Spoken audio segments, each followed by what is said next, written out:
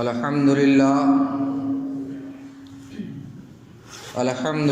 نحمده ونستعینه ونستغفره ونؤمن به ونتوکل علیہ ونعوذ باللہ من شرور انفسنا ومن سیئات اعمالنا من يهده الله فلا مضل له ومن يضلل فلا هادي له ونشهد ان لا اله الا الله وحده لا شريك له ونشهد ان سيدنا ومولانا محمدا عبده ورسوله اما بعد فاعوذ بالله من الشيطان الرجيم بسم الله الرحمن الرحيم قال الله تبارك وتعالى في القرآن المجيد والفرقان الحميد ألا إن أولياء الله لا خوف عليهم ولا هم يحزنون آمنت بالله صدق الله العظيم وبلغنا رسول النبي الأمين الكريم ونحن على ذلك لمن الشاهدين والشاكرين والحمد لله رب العالمين۔ عقیدت و محبت میں جھوم کر درود شریف کا نذرانہ پیش کرنے پڑھیے بآواز بلند اللہم صلی علی سیدنا و شفیعنا و نبینا و مولانا محمد و بارک وسلم صلاۃ و سلام علیک یا رسول اللہ صلی اللہ تعالی علیہ وسلم۔ عطائے رسول سلطان الہند خواجہ غریب نواز معین الدین حسن حسینی چشتی سنجری اجمیری رحمۃ اللہ تعالی علیہ کی بارگاہ میں خراج عقیدت پیش کرتے ہوئے شاعر نے کہا ہے کہ عطائے مصطفیٰ آل شہ ابرار ہیں خواجہ، عطائے مصطفیٰ آل شہ ابرار ہیں خواجہ، تمامی اولیاء ہند کے سردار ہیں خواجہ، تمامی اولیاء ہند کے سردار ہیں خواجہ، سلاطین زمانہ کی جبی ہیں ان کے قدموں میں، سلاطین زمانہ کی جبی ہیں ان کے قدموں میں، نبی کے عشق سے کچھ اس طرح سرشار ہیں خواجہ، نبی کے عشق سے کچھ اس طرح سرشار ہیں خواجہ۔ اور سلطان الہند خواجہ غریب نواز رحمۃ اللہ تعالی علیہ کی عظمت کا جو منکر ہے اس کے تعلق سے شاعر کہتا ہے تیری عظمت کے جو منکر ہوئے وہ ہو گئے رسوا، تیری عظمت کے جو منکر ہوئے وہ ہو گئے رسوا، تیرے در سے پھرے جو دہر میں وہ خار ہیں خواجہ، تیرے در سے پھرے جو دہر میں وہ خار ہیں خواجہ۔ اور شاعر نے ایک ہی بہت ہی پیارا شعر یہ بھی کہا ہے کہ مزرع چشت و بخارا و عراق و اجمیر، مزرع چشت و بخارا و عراق و اجمیر، کون سی کشت پر برسا نہیں جھالا تیرا، کون سی کشت پر برسا نہیں جھالا تیرا۔ اور شاعر نے یہ بھی شعر کہا ہے کہ پینے کو تو پی لوں گا بس شرط ذرا سی ہے، پینے کو تو پی لوں گا بس شرط ذرا سی ہے، اجمیر کا ساقی ہو بغداد کا میں کھانا، اجمیر کا ساقی ہو اور بغداد کا میں کھانا۔ عزیزان ملت اسلامیہ، حضور سلطان الہند خواجہ غریب نواز رحمۃ اللہ تعالی علیہ عراق کے ایک شہر سجستان، اس کے ایک قصبہ سنجر میں آپ کی پیدائش ہوتی ہے، اسی وجہ سے آپ کو سنجری بھی کہا جاتا ہے۔ آپ کا بچپن کا نام تھا حسن، آپ کا لقب عطائے رسول سلطان الہند خواجہ غریب نواز معین الدین چشتی حسن سنجری رحمۃ اللہ تعالی علیہ ہے۔ آپ کے والد کا نام غیاث الدین اور آپ کی والدہ کا نام بی بی ماہ نور تھا۔ 536 ہجری میں سنجر کی سرزمین پر حضور خواجہ غریب نواز رحمۃ اللہ تعالی علیہ کی ولادت اور پیدائش ہوتی ہے، اور آپ رحمۃ اللہ تعالی علیہ کے والد محترم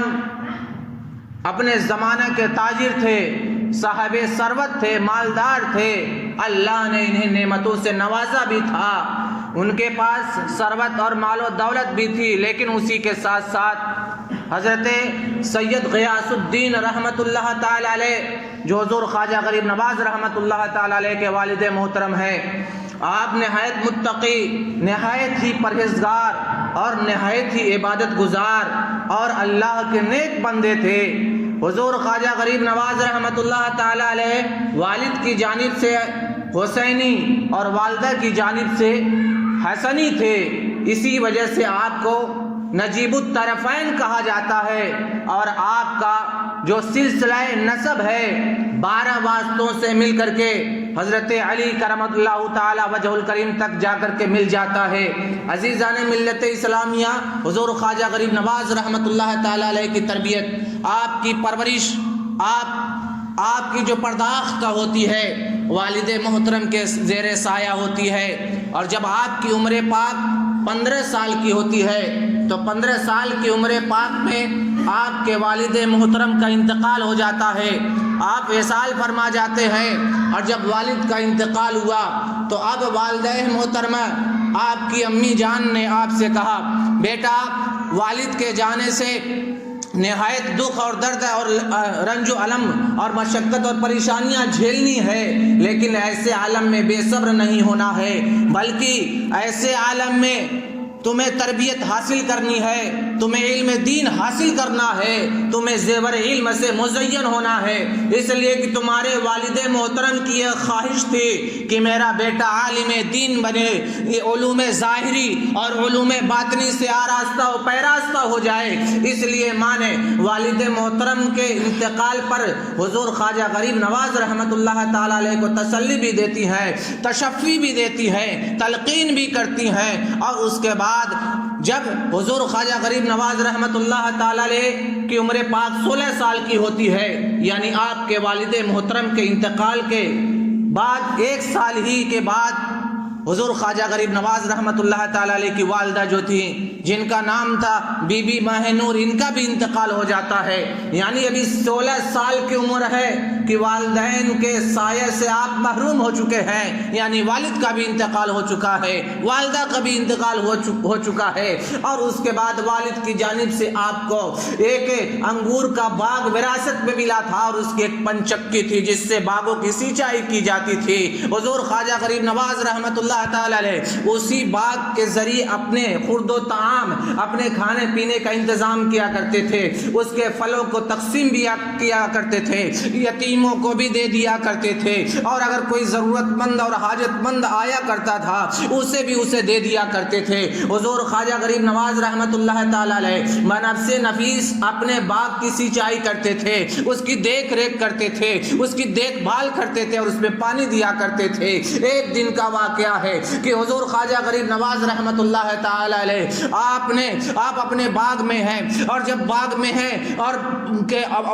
ہیں اور درختوں کو پانی دے رہے ہیں، سینچائی کر رہے ہیں، اسی زمانے کے ایک بہت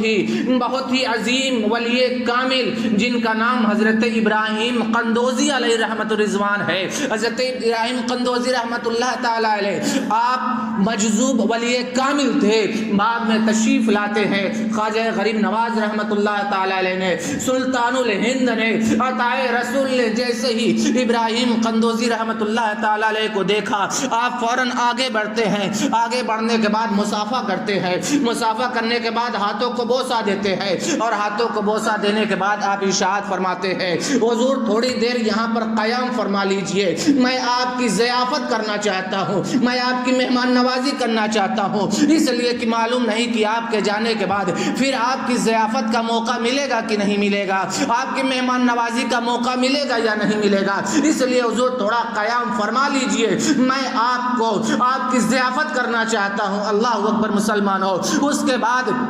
جب ابراہیم قندوزی رحمت اللہ تعالی علیہ نے دیکھا کہ یہ نوجوان نہایت حسن عقیدت کے ساتھ مجھے یہاں پر ٹھہرنے کے لیے کہہ رہا ہے، آپ وہاں پر قیام فرماتے ہیں۔ جب آپ نے قیام فرمایا، حضور خواجہ غریب نواز رحمت اللہ تعالی علیہ جاتے ہیں اور درخت سے آپ انگوروں کا خوشہ توڑتے ہیں، گچھا توڑتے ہیں، اور اس کے بعد ابراہیم قندوزی رحمت اللہ تعالی علیہ کی بارگاہ میں پیش کر دیتے ہیں۔ حضرت ابراہیم قندوزی رحمت اللہ تعالی علیہ نے اس سے خوشے سے کچھ تناول فرمایا، اور اور آپ نے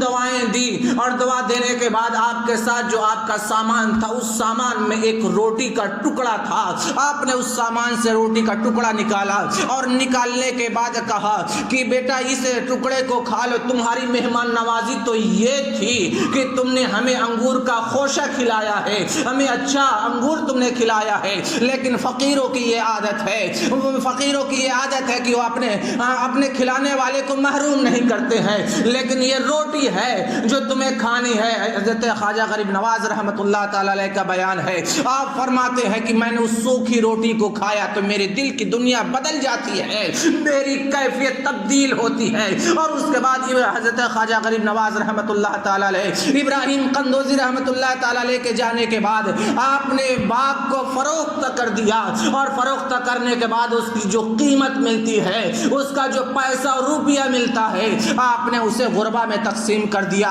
اسے فقیروں میں تقسیم کر دیا، اسے یتیموں اور بیواؤں کو عطا فرما دیا۔ اور عطا فرمانے کے بعد حضور خواجہ غریب نواز رحمۃ اللہ تعالی علیہ اب وہاں سے نکلتے ہیں، اور نکلنے کے بعد آپ سمرقند اور بخارا تشریف لے جاتے ہیں۔ بخارا تشریف لے جانے کے بعد آپ نے وہاں پر قرآن کا حفظ کیا، قرآن کا حفظ کرنے کے بعد آپ نے قرآن کی تفسیر کو، علمی مسائل کو، فقہ کو اور حدیث کو آپ نے سیکھا، اور دوسرے علوم ظاہر جو اس زمانے میں مروج اور رواج پذیر تھے آپ نے اسے حاصل کیا، اور اپنے آپ کو علوم ظاہری سے مزین کیا اور اس میں مہارت حاصل کی۔ اور جب علوم ظاہری کو حاصل کر لیا، آپ نے قرآن کے علم کو حاصل کر لیا، علم حدیث کو سیکھ لیا، تفسیر کے علم کو جان لیا، آپ نے اس زمانے کے علوم مروجہ کو جب حاصل کر لیا تو اب آپ نے سوچا کہ علوم ظاہر تو حاصل ہو گیا ہے، اب علوم باطن کو بھی حاصل کیا جائے۔ علوم باطن کسے کہتے ہیں؟ علوم باطن یہ ہے کہ جس سے ہمارا اندر کا حصہ، ہمارا نفس سنور سکے، ہمارا نفس مزین ہو سکے، ہمارا نفس پاک اور طاہر اور طیب ہو جائے، یعنی جھوٹ ہے، چغلی ہے، غیبت ہے، حسد ہے، جو باطنی بیماریاں ہیں، اب اس کو کس طریقے سے دور کیا جائے اور کون سا علم اسے دور کرے گا، اس کو حاصل کرنے کو علوم باطنی کہتے ہیں۔ حضور خواجہ غریب نواز رحمۃ اللہ تعالی علیہ نے علوم ظاہری حاصل کرنے کے بعد علوم باطنی کی طرف آپ متوجہ ہوتے ہیں، لیکن علوم باطنی بہت آسانی سے ملنے والا نہیں ہے، علوم باطنی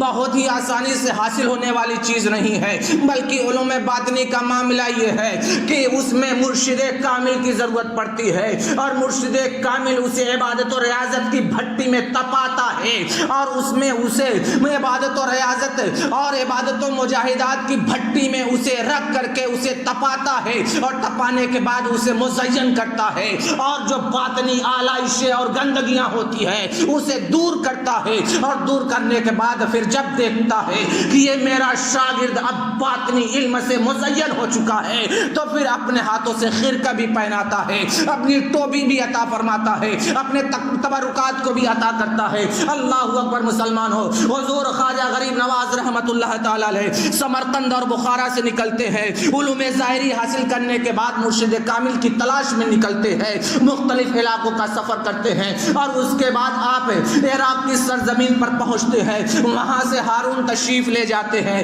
یہ ہارون ایک جگہ کا نام ہے، وہاں پر جاتے ہیں اور اپنے مرشد کامل کو تلاش کرتے ہیں۔ اس زمانے میں حضرت عثمان ہارونی رحمت اللہ تعالی علیہ جو حضور خواجہ غریب نواز رحمت اللہ تعالی علیہ کے پیر و مرشد ہیں، حضور خواجہ غریب نواز رحمت اللہ تعالی علیہ ان کی خدمت کو اختیار کرتے ہیں، ان کی خدمت میں رہتے ہیں، ان سے علوم باطنی کو حاصل کرتے ہیں۔ معاملہ یہاں تک تھا کہ حضور خواجہ غریب نواز جب اپنے پیر و مرشد کی بارگاہ میں رہتے تھے، راتوں رات جاگا کرتے تھے، آنکھوں میں نیند نہیں آتی تھی، پیر و مرشد کی خدمت کے لیے ہمیشہ ہمیں گوش رہا کرتے تھے کہ کب پیر و مرشد مجھے بلا دے اور ان کو ضرورت پڑ جائے۔ اس طریقے سے راتوں رات جاگا کرتے تھے اور پیر و مرشد کی خدمت کرتے ہیں۔ حضرت شیخ عبدالحق محدث دہلوی علیہ رحمت رضوان نے اخبار الاخیار میں بیان فرمایا ہے کہ حضور خواجہ غریب نواز حضرت خواجہ عثمان ہارونی رحمت اللہ تعالی علیہ کے ساتھ 20 سال تک قیام فرماتے ہیں، چاہے وہ سفر ہو، چاہے وہ حضر ہو، کہیں بھی ہو رہے حضرت خواجہ غریب نواز نے ان کی خدمتیں کی ہیں۔ اور اس کے بعد جب پیر و مرشد مرشد نے دیکھ لیا کہ اب میرا شاگرد مزین ہو چکا ہے، اب میرا شاگرد آراستہ ہو چکا ہے، انہیں لے کر کے اب خانہ کعبہ کی طرف بڑھتے ہیں، جس کے بارے میں اعلیٰ حضرت نے ارشاد فرمایا ہے، حاجیوں آؤ شہنشاہ کا روضہ دیکھو، حاجیوں آؤ شہنشاہ کا روضہ دیکھو، کعبہ تو دیکھ چکے، کعبے کا کعبہ دیکھو۔ اس کے بعد خواجہ غریب نواز اپنے پیر و مرشد ولی کامل حضرت خواجہ عثمان ہارونی رحمت اللہ تعالیٰ علیہ کے ساتھ آپ مکہ تشریف لے جاتے ہیں، حج کرتے ہیں، خانہ کعبہ کا طواف کرتے ہیں، صفا مروہ کا چکر لگاتے ہیں، وقوف عرفہ وقوف مزدلفہ کرتے ہیں، اور اس کے بعد جب حج سے فارغ ہو جاتے ہیں پھر در رسول کی طرف حاضری ہوتی ہے، در رسول کی طرف بڑھتے ہیں، جس کے بارے میں شاعر نے کہا ہے، اپنے اس نے عقیدت کا اظہار اس طریقے سے کہا ہے کہ یا الہی دکھا دے او مدینہ کیسی بستی ہے، یا الہی دکھا دے او مدینہ کیسی بستی ہے جہاں پر رات دن مولا تیری رحمت برستی ہے۔ اللہ اکبر مسلمان ہو، پیر و مرشد کے ساتھ حضرت خواجہ غریب نواز رسول اللہ صلی اللہ تعالی علیہ وسلم کی بارگاہ میں حاضری دیتے ہیں، اور جب حاضری ہوتی ہے پیر و مرشد نے سلام پیش کیا تو آپ کو جواب ملا وعلیکم السلام، وعلیکم السلام یا معین الدین۔ وہیں سے خواجہ غریب نواز رحمت اللہ تعالی علیہ کو معین الدین کا خطاب ملتا ہے۔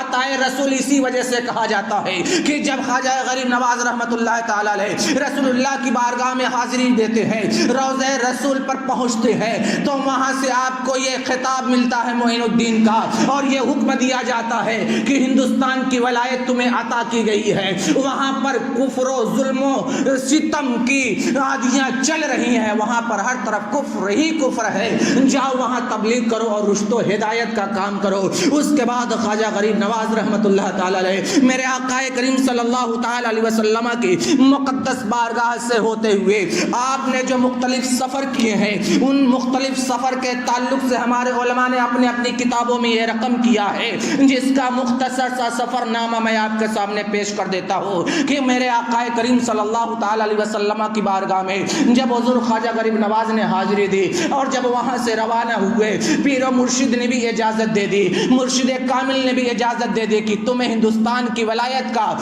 صحرا تمہارے سر پر سجایا جائے گا اور وہاں کی سرداری تمہیں حاصل ہوگی، تو اس لیے یہاں سے سفر کرنے کا حکم دیا، اور وہاں سے آپ بغداد مقدس آتے ہیں، وہاں سے ہمدان آتے ہیں، ہمدان سے تبریز آتے ہیں، تبریز سے افغانستان آتے ہیں، اور افغانستان کے راستے ہوتے غزنی پہنچتے ہیں، اور پھر غزنی سے ہوتے ہوئے آپ لاہور آتے ہیں۔ عزیزان ملت اسلامیہ، لاہور کی سرزمین پر ایک بہت ہی عظیم بزرگ ہے جو آرام فرما ہے، جن کا نام حضرت داتا گنج بخش ہجویری علیہ رحمت رضوان ہے۔ یہ حضرت